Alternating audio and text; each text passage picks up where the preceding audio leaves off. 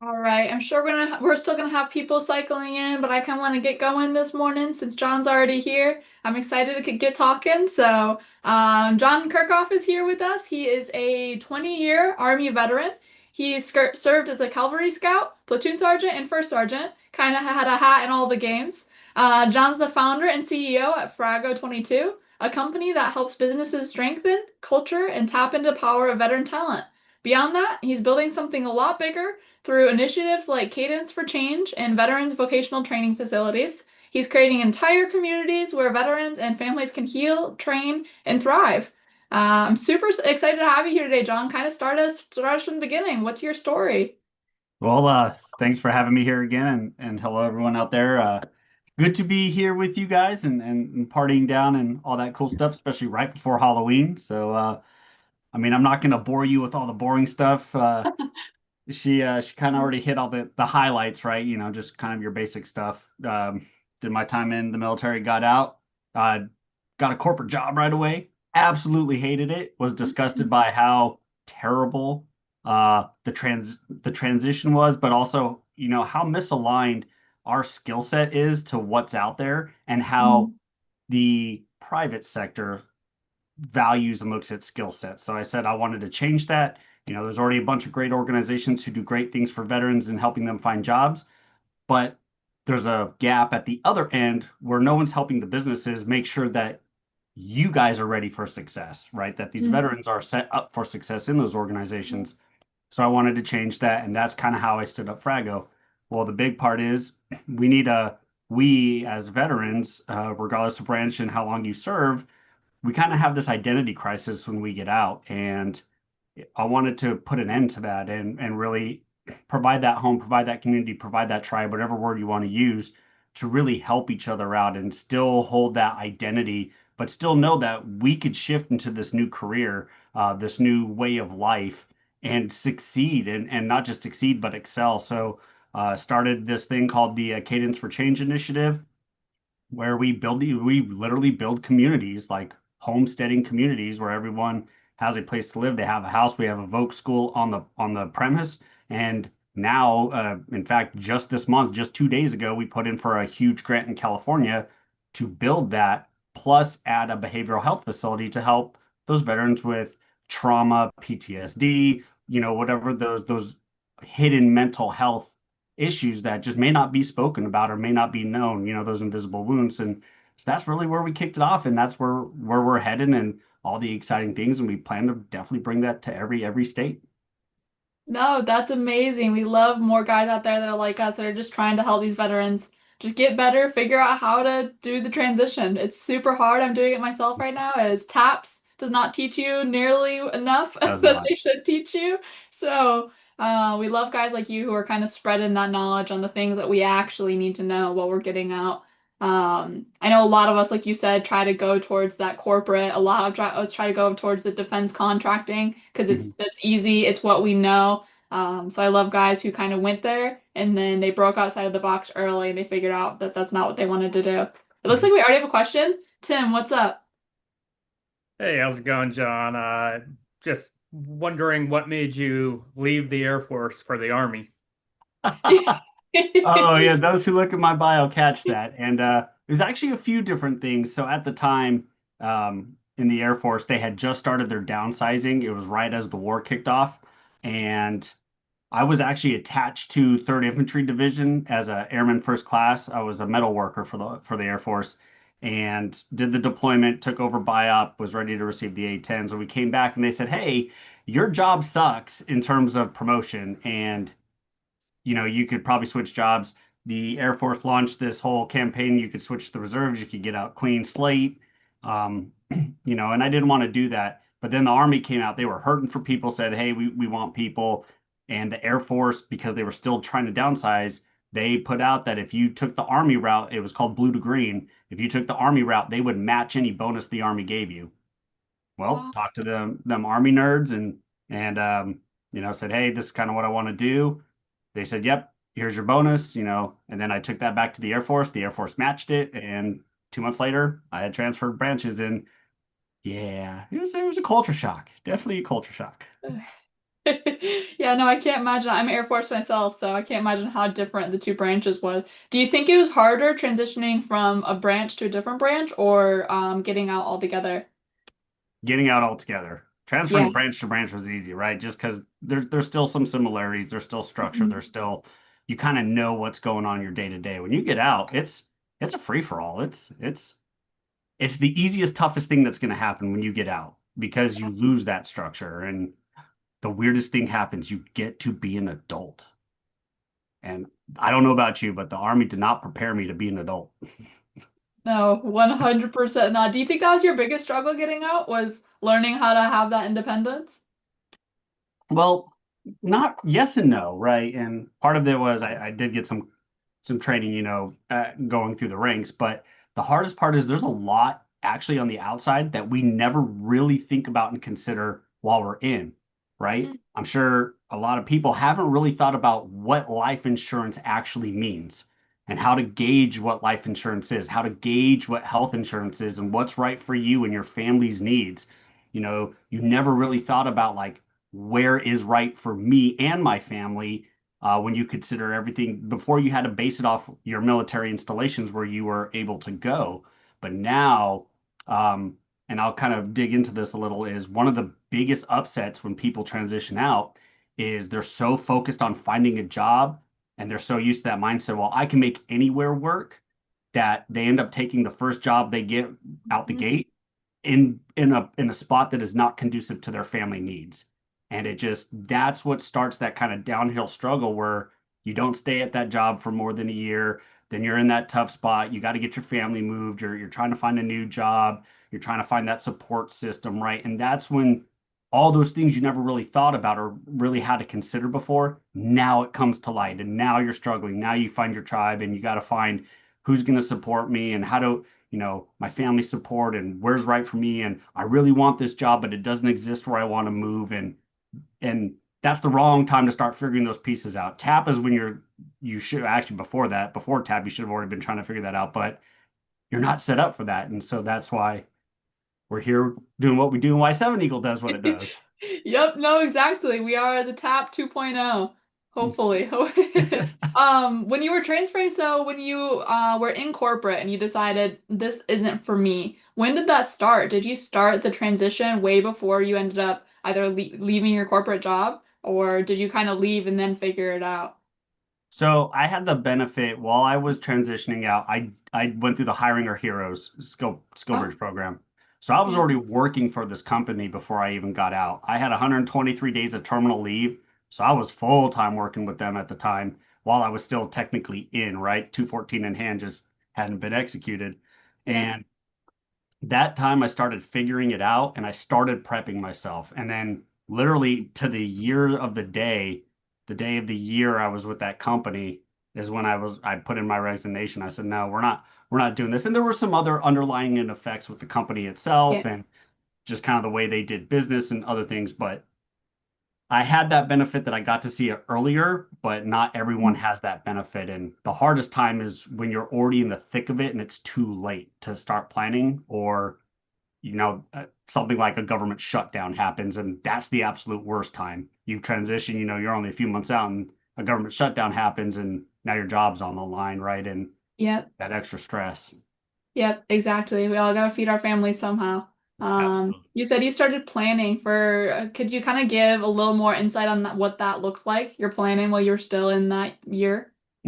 So that's, believe it or not, that's actually, I said, I didn't want to keep doing this grind. I didn't want to keep doing this like working and only feeding a system, right? So I said, why don't I just Mhm. create my own system? That's when I actually started building Frago. So I started doing the Oh, paperwork. I wow. started figuring out my business structure. I started piecing it all together. That's when I started hitting social media more like LinkedIn and Facebook and all those things, um, just to start getting that recognition, right? You see a lot of people who do start businesses, they talk about that their first bunch of months on social media is hard because you're kind of speaking into a void. No one knows who Mhm. you are, what you stand for, what you're doing. So if you don't grab anyone's attention, it's dead. So that I was using that time to start gaining that momentum. So that way when I did separate, when I did leave the job, I was already in a spot where I had momentum. Mm-hmm. How long did it take you to kind of gain that momentum and start getting that credit and views from people for? It took me a minute, and I experimented with a few different styles of posting and this and that. And one thing I learned at about month 6 is I was getting nowhere not being me, right? So those Mhm. who know me well. I like to joke around. I'm kind of a smart ass. I'm very sarcastic, and that's just me. So I just started being authentic in my posts and doing that. And like even to this day, I'll throw a meme out there. Yeah, sure, I'll put some underlying kind of hey, food for thought in there, but I'm still cracking jokes and making fun. But that's what started building that trust and rapport with my Mhm. network essentially is like you're getting what you get. And if it's not for you, you'll identify that and you'll go find something that's right for you. But at the same time, you also know if you work with me, you're getting what you get. So there's no surprises. Yeah, absolutely. I asked because we have a lot of people in here that have talked about wanting to be entrepreneurs before. So I kind of wanted to showcase that it's not going to That's be super beautiful. dandy right from the start. It's you have to work for it and you have to be yourself. So I really Absolutely. like that advice. And hey, I'm going to tell this now. Anyone in this audience who wants to be an entrepreneur, 100% go for it and 100% start yesterday. Because Yep, we have another mentor on that's an entrepreneur, and they say the best time to find a job is when you have a job. So find it while you're while you still have the security. Start it as soon as possible. yeah, I like that. Yeah. So Frago's mission is to drive the mission and build the future. Mhm. Where did that come from? Kind of what does that mean to you? Well, so I had a few different mottos before that, and this one kind of stuck because it's literally why I'm doing what I do, right? You got to drive the mission, and kind of learning through entrepreneurship, and I've heard many gurus and mentors say it throughout the time, is just like you have to create the next version of you, or you have to create that next business, or you have to create your. It's always about creating and refining. Like even for you army nerds out there, those who are in combat roles, you understand like you always improve your fighting position. It was that mentality. So you drive that thing, and we always go forward to success, right? But at the same time, it's building that future, it's building that what's next stage, um, and how we do that, not to get stagnant, not to get stuck, because that's what happened in corporate. Like I just realized corporate was a giant circle. It was like being in an infinite loop, but being a specialist forever or an E4 forever, and you're just like, nah, no.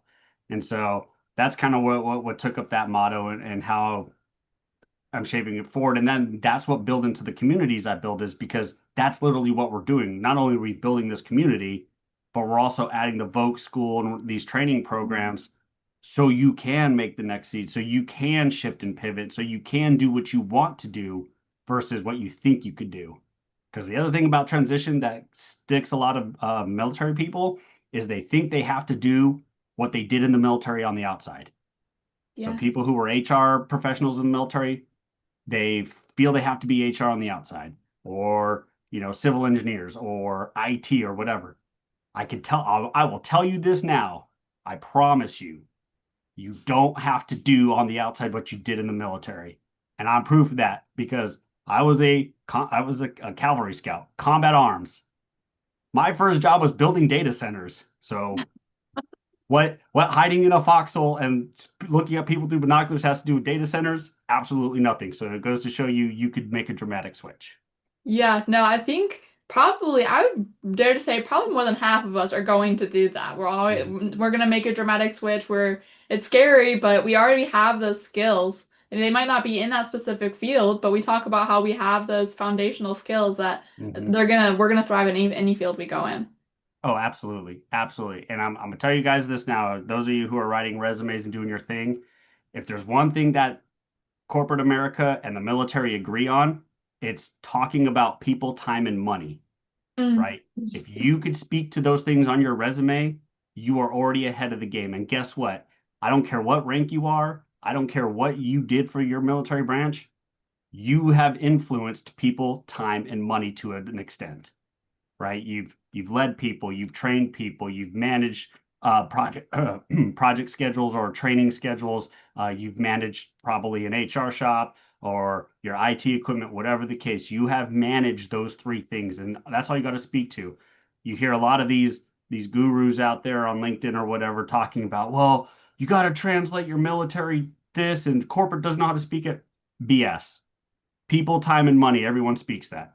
Mm. What did you do? How did you impact it? What was your results? You speak to those things like your NCOER or your OER, or I don't know what you Navy nerds call it, but your evaluation reports, it's the same thing. That's what your resume is. It's a giant evaluation report of how awesome you can be.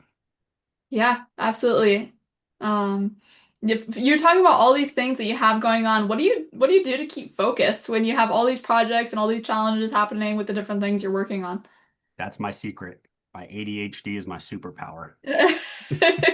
So you just don't keep focused. You just keep running, keep running forward, huh? Yeah, so actually I have a huge whiteboard in front of me, right behind my monitors on my desk, and so I put my notes there. I actually run off of a calendar. I've kind of learned, I figured out how to use this calendar and help keep me on track. But at the Mm, same time, I also don't stress things too much.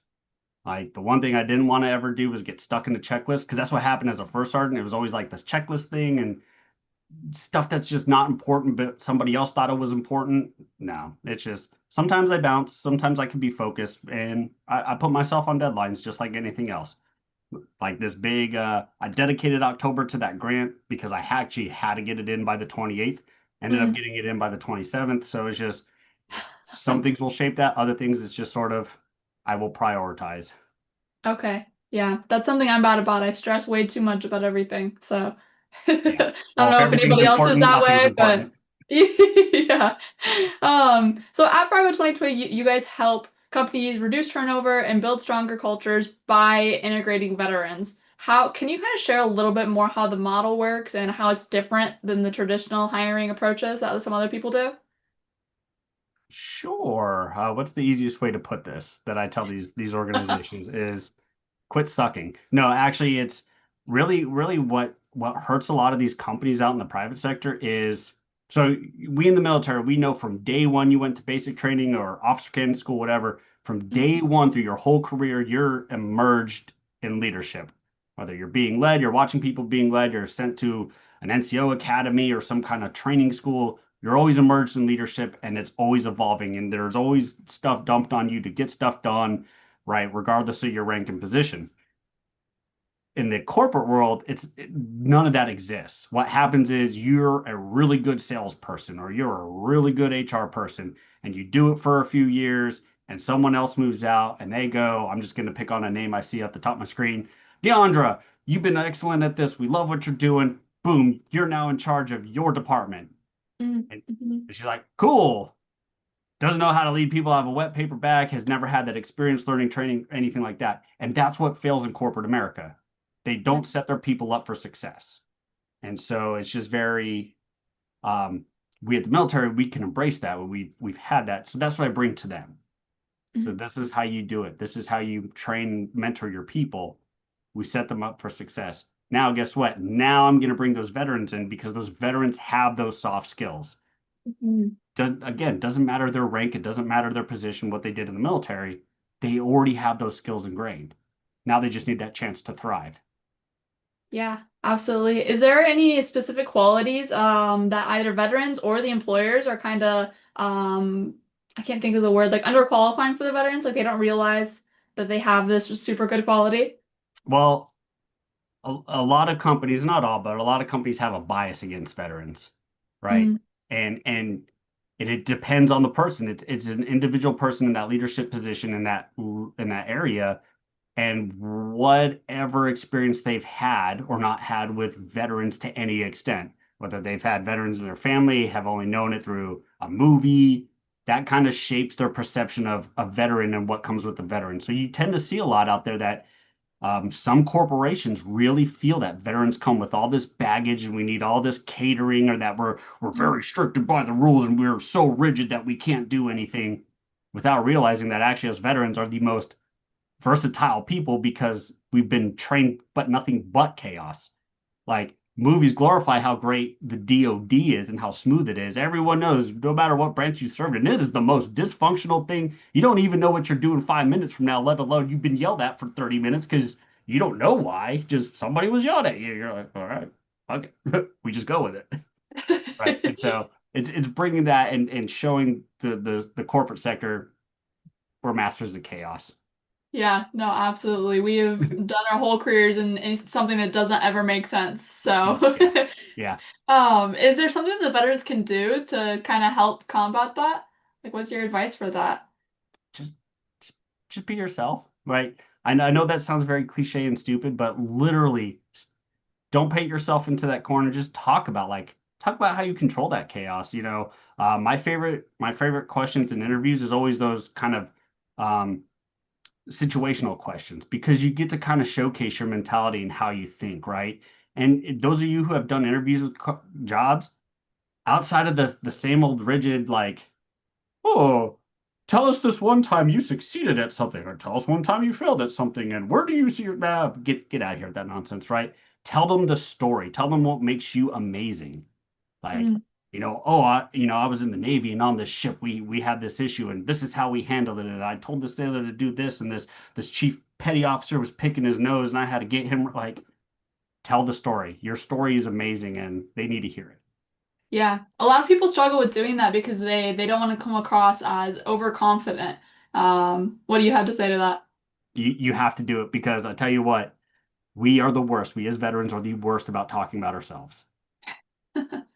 I mean, unless you're a narcissist, but that's just easy. But the Yeah, average one of us, it's hard to talk about ourselves. We've always been in team environments where it was about the team and you did your part and it made everything succeed. So you have to start getting comfortable with actually talking about yourself and showcasing what you could do. But yeah. keep it in that realm of how did it impact the team and make everything else grow. Yeah. I like how you said that we always have a tendency of making it the team based rather than us. We're like, oh, I helped the team do this, or Mhm. I assisted in this. We kind of need to transition that thought into more, Yeah. we did this. And Yeah. I did these things, which the way I like to shape my narrative is I did these things, which then had these second, third, and fourth order effects. So show your direct contribution, but how then it shaped everything else, right? So now you're telling that same story of, well, I helped my team do this, but now you're showing how you directly did it, right? So I told Chief Petty Officer Nose Picker over there that he needed to put the napkin down and he needed to go do this, and which then was enabled Robert over here to get onto the computer system, and he was able to get the CG connected to the internet, which then let him go to right, and then you again just telling that story. yeah, yeah, no, I really like that. Can you talk a little bit more about the veteran vocational and the Cadence for Change, kind of how they're more than just a program and then what inspired those? Absolutely. So Cadence for Change is actually it's a community. We're talking homes, we're talking land. We have farmers come and teach you how to use your own land to your own benefit. We have community gardens, a gym, all that cool stuff, right? Think of just your normal neighborhood community. That's what that is. Now, the vocational school is we're bringing industry and training skills right there to your backyard. So it's part of the community. It's already there. Major industry is there, and it's just like, hey, we want, you know, Robert's like, oh, I want to learn how to be a plumber or a welder. Guess what? It's there. And he goes, but the best part is it's not just let me go through this training program, then hope I get a job. Actually, you know what? We changed the script. So now, while Robert's learning how to be a welder, he's actually working for a company welding. So he's getting the skills while he's learning the skills and getting OJT and getting paid for it. Think of like basic training, except you're doing it for a trade or IT or whatever job is in that local market. So we're hitting that niche so you could still get trained and it's not let me dump money into this, try to get trained, and then hope I get a job. No, we're gonna put it together. Yeah. And I see Robert's in there. I could drop the links in there, but you can look up cadenceforchange.com or you could go to frago22.com. Okay. Is that the best way for someone to get in contact with you to kind of be a part of this community? No, those are just the overviews. The best way to get a hold of me is just get on LinkedIn, shoot me a message, um, and we'll take you where you got to go. Okay. I love that you guys focus on helping them with getting a career, but you're also not downplaying all the other stuff that's super necessary. Like you guys have gyms and mental health people. It's so important to remember those things too, because I feel like those are often kind of lost in the sauce when we're trying to figure out something like getting a job, paying for our family, providing. Absolutely. And those of you who go to the cadenceforchange.com site, you'll see pretty much the backbone of the whole program is my partner in this, and it's a doctor in PTSD and trauma therapy, and she built the whole behavioral health portion of this. So that is like her bait, like literally that was her career. For 30 plus years, she was this doctor in behavioral health and therapy. So it's just like, it makes sense. Let's bring it together. It's a community thing. It's a holistic thing. Provides for you, provides for your family, your kids, right? Because that's always forgotten about too. Kids are always Yeah. forgotten about. And no one wants to talk about it, but military kids are night and day different than any other kid out there in any other hardship situation, right? Because it's a whole different family dynamic at that point. So we want to make sure they're involved into this and they're getting their needs met just as much as a whole family unit. So all that's built into it, and it's lovely. And that's why Yeah. we chase this big one in California. Yeah, you mentioned you're opening up in California, but where else are you? So right now we're building in Tennessee, and that's what you'll see on that website. But we're in land dispute in Virginia, we're in land dispute in Texas, and then of course this one in California. Then we also have plans to hit Arizona and Nevada next, followed by Kentucky and Pennsylvania. Wow, amazing. Are there going to be some job opportunities opening up when all these facilities open? There's always actually part of the whole building the facility is bringing in jobs. So like our California one, last night I did a big event with construction workers, construction company owners and stuff like that to really talk about bringing on veterans, and this is how you use them, and this is how you hire them, and this is how you keep them employed. Because anyone who doesn't know this, if you're not paying attention to the world right now, construction is about to boom, especially with all these data centers going up, and they're only getting bigger and more needs. So you're talking, we don't have enough electricians, hint, hint, wink, wink, foot stomp, right? That is the fastest growing trade right now. Your kind of average electrician right now is base salary about 72 an hour, and it's only going up.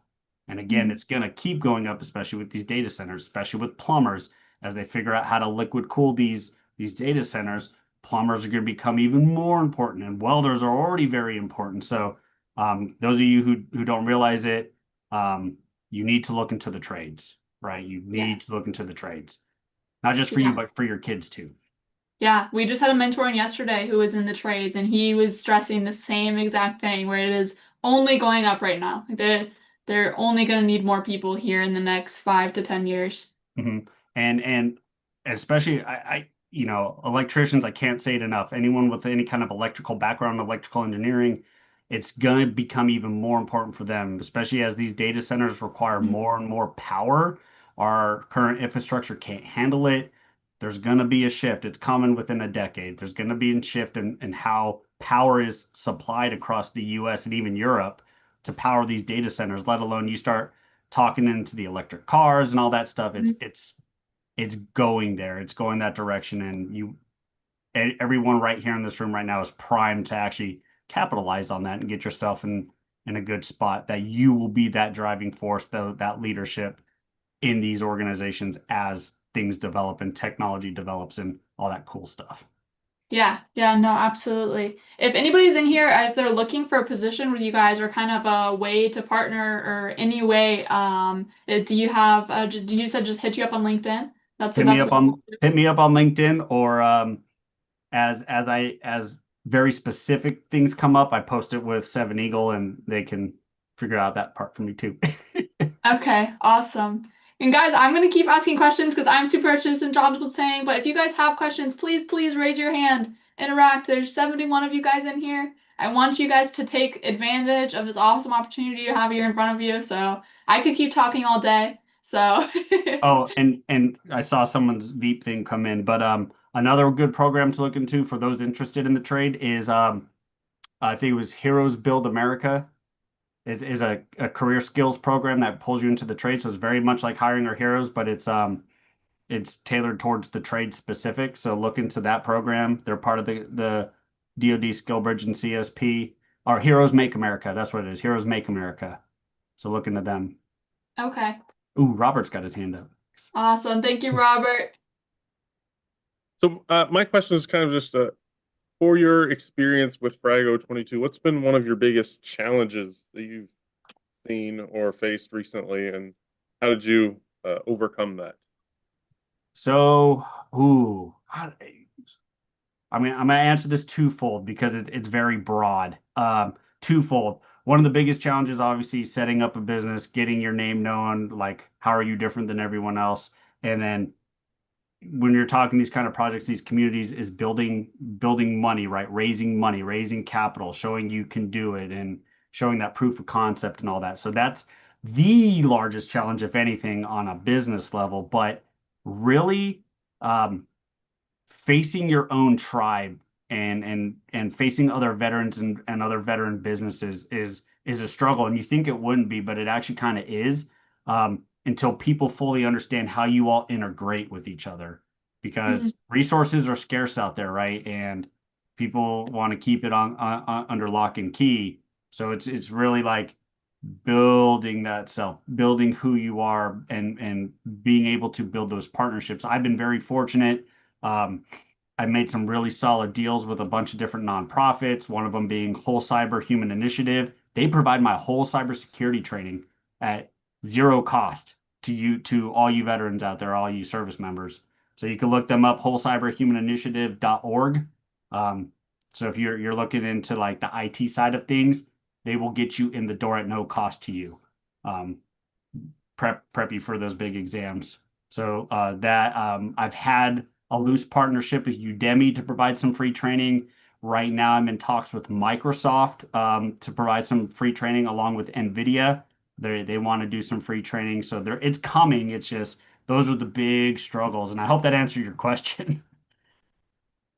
No, that did. Thank you for the clarification. Yeah. Yeah, thank you. That was so many resources. If you guys didn't grab those, add John on LinkedIn. I'm sure he can provide you with those. That was a lot of information. Now we've been talking about all the things that you've done and everything that you've accomplished. What does success look like for you now? And then to everybody listening, after John answers, I'd like at least 5 people to kind of raise your hand and tell me what your guys' success looks like right now in the transition. All right. So what do you want me to answer? What? No, you're good. I was gonna ask, like, now where you're at now, what does success look like? Do you have anything that you're hoping for beyond these grants, or I'm sure that's the main goal right now? Just what success is to you in the company right now. So I'm going to give you my big audacious goal, and it's reshaping the way we interact as a collective body, right? I'm talking people, I'm talking business, I'm talking veterans, and that's what these communities is going to drive. I have a humongous goal as part of some of these programs that are at the Voc School, especially tailored towards kids. I want to reshape the way kids, our young brilliant kids, go to school and get picked up. So if you think about how colleges look at athletes, what if we could do the exact same thing, but for tech skills like programming, like robotics, like IT, like data, AI, right? You name it. I want that same level. I want colleges to fight for you, not look at an SAT paper and go, all right, yeah, F a test. Tests suck. They don't. That's not a true measurement, and anyone in the military knows that, right? You know, some people who are brilliant, they could take a test all day. They couldn't tell you the difference between a left and a right. You ask them to go, forward march, and they're already stepping off weird. But you have others who, like, you probably wouldn't trust this guy with 1 + 1 without a calculator, but man, is he going to be able to get stuff done, right? It's that different kind of mentality, that brilliance. And I want colleges to fight for people who have those skills, but I also want to be able to let kids experiment, 3D print their own drones, program their own drones, get that training at no cost to them or very low cost to them at least, so they can experiment, they can learn, they can grow. And then these colleges should be fighting for that talent, not these kids hoping that the school picks them up. No, that's wrong. I want to reshape just the way we operate. So that's my big Yeah. audacious goal. That's Yeah, success. that is a big goal. I love it though. You gotta aim big. All right, give me a few hands. I want to hear what success is like looking like for you guys.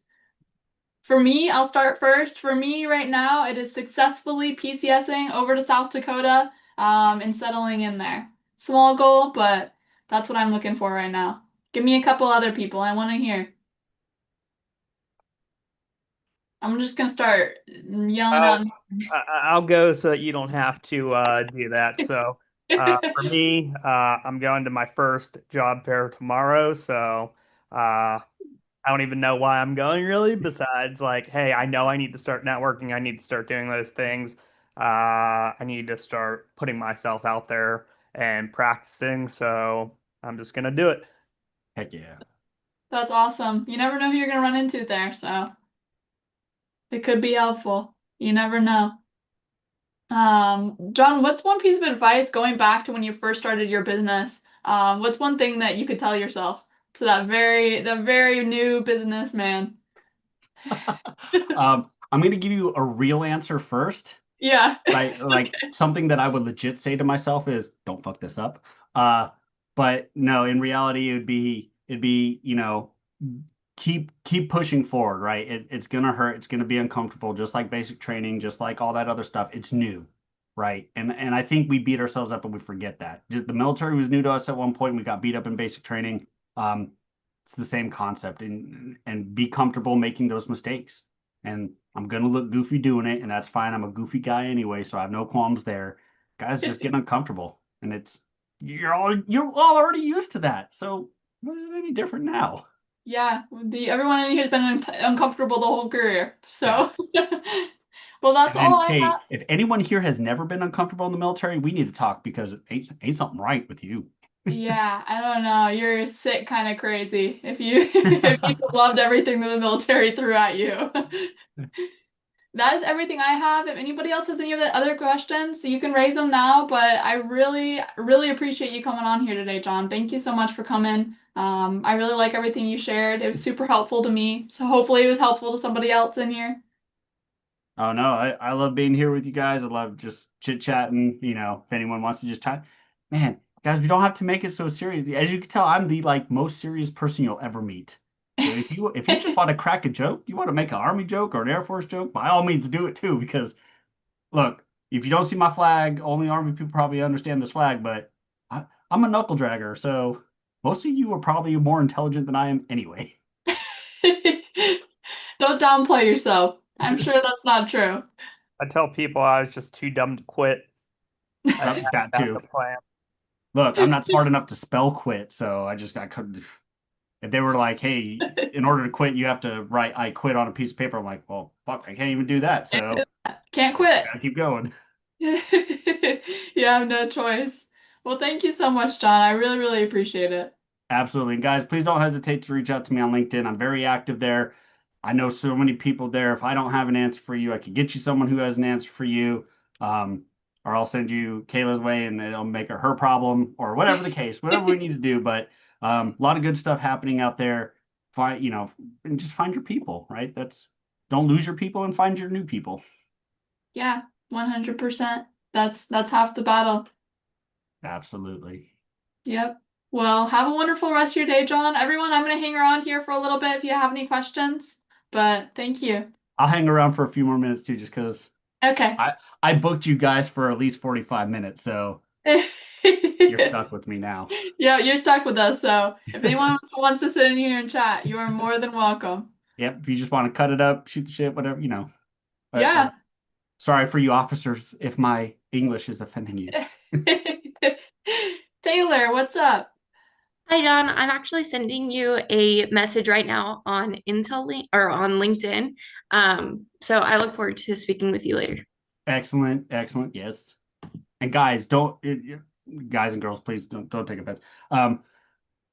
If I'm not responsive on LinkedIn, you have every right to keep pinging me. Just sometimes ADHD kicks in and I'll be like, oh yeah, I need to oh, hey, look, squirrel, and I'm off doing whatever. So don't ever feel bad for if you have to ping me 2 or 3 times. Sometimes it just happens. Yeah, absolutely mention that you're from Seven Eagle too. I'm sure that will help John Oh yeah, yeah. recognize If you that you're mention not just Seven some Eagle, you rando. get priority. Yeah.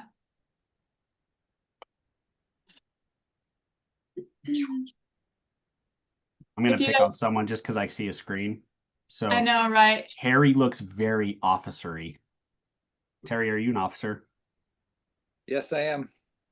I Yes, love I the knew smile on your face, Terry. You look like I'm you're having a good time. profiling.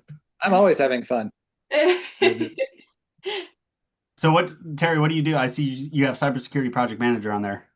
Currently, my background is health and safety, radiation, seaborne detection, drinking water, OSHA, EPA, And then I've also, the last few years have been acquisitions, testing, evaluation of new CBRN equipment and command and control software, common operating picture. So jack of all trades. Okay, where are you currently at and where are you trying to go? I am currently in the Panhandle at Eglin Air Force Base. Okay. So near Destin, Pensacola, and hoping to stay here because I have no desire to go back to South Dakota where I grew up. Too much snow. Would you Oh, ever be open to Texas? Possibly.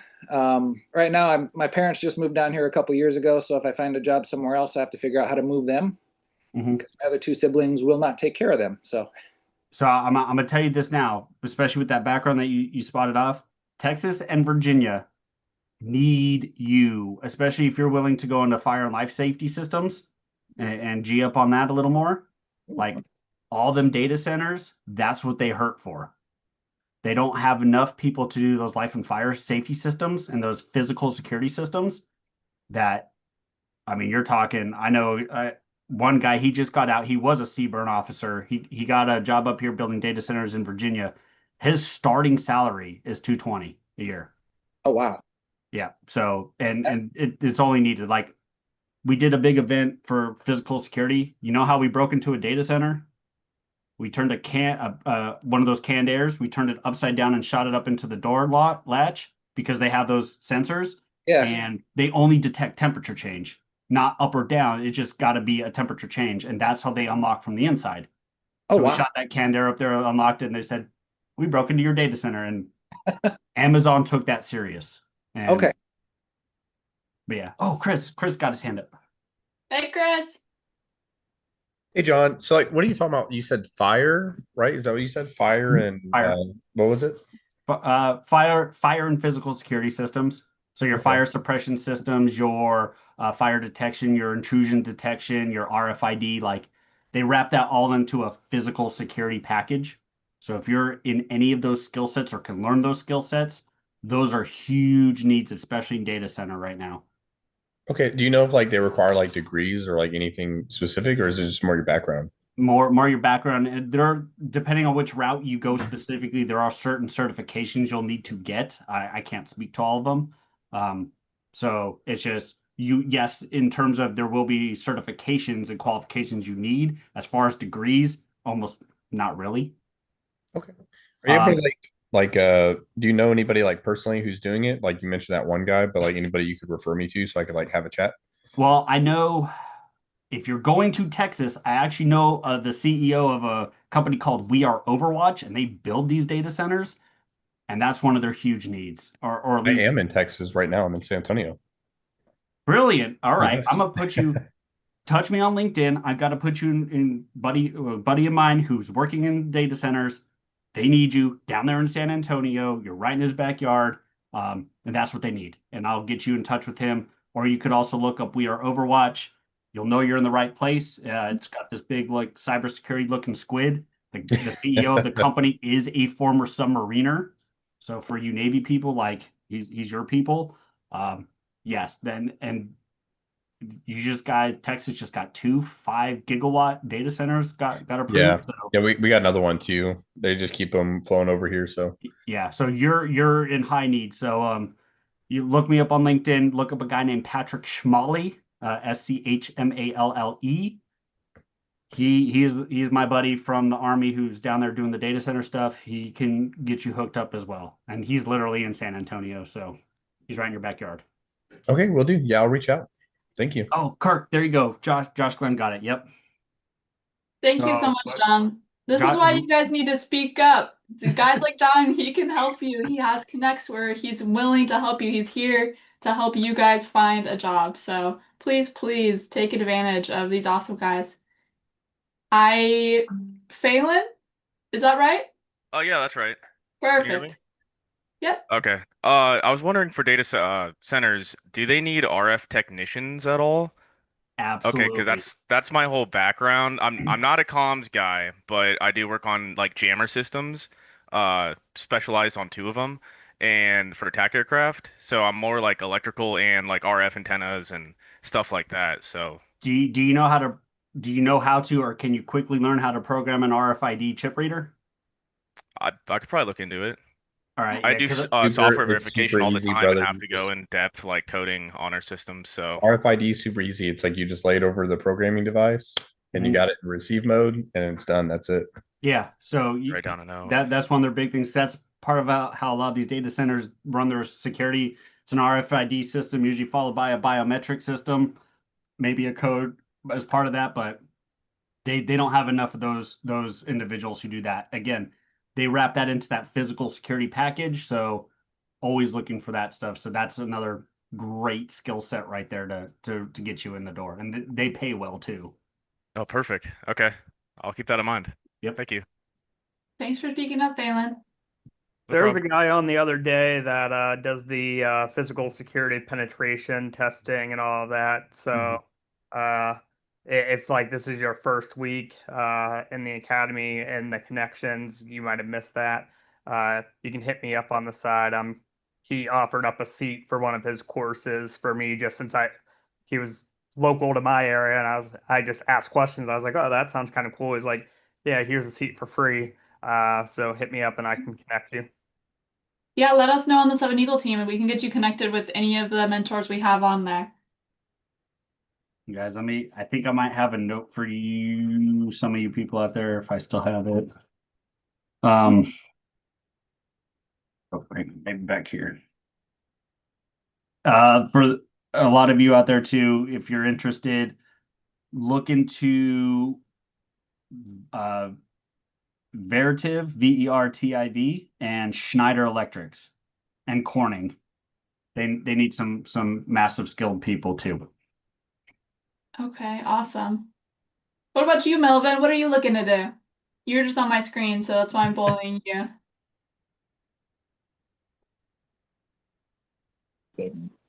Hello? There we go. I mean, I'm still just like looking around. I'm trying to just stay in like the IT field and get into more, or like start learning about like cloud and AI engineering. Okay, where are you at? I'm currently in Maryland right now, but I'm going to be moving to Texas in like 2 months. Awesome. Yeah, for those who are in the IT space, this is my own personal opinion, but I highly recommend you start diversifying your skills into the future, right? The AI stuff, the way you do cybersecurity, it's going to shift dramatically. So make sure for those in that IT space, you're keeping up with the current trends, the skill sets, diversify yourself a little more. Engineers are in high need right now on the contracting side of the house. So those of you who do have IT backgrounds to any capacity, look up MetroStar. They're a nationwide company. I would look them up too. They have a lot of great positions around the U.S. In the IT field of different levels and roles. Those of you who like project management, especially, they're always looking for PMs, especially out here in Virginia. They have a few big contracts with the Army, and I think pretty soon the Navy to upgrade all their voice and network systems. So those positions exist. So look MetroStar up as well. Awesome. So many good contacts there, guys, that he just dropped. So let me know if you didn't get them all, and I'll make sure I get them to you guys. Oh, and those of you who have like like a strong cybersecurity background, Underdog, the sports betting people need cybersecurity programmers. Hmm. Hint, hint, wink, wink, especially those of you who are in Georgia, because their headquarters is just north of Atlanta. Okay. Maybe that'll be your next move, Terry. Maybe Georgia's it. All right, everybody. I will let you guys go to lunch. I will stop torturing everybody. I will see you all back here in 1 hour. Thank you so much, John. Yep. Thank you all. Have a good one. Good luck. Yeah,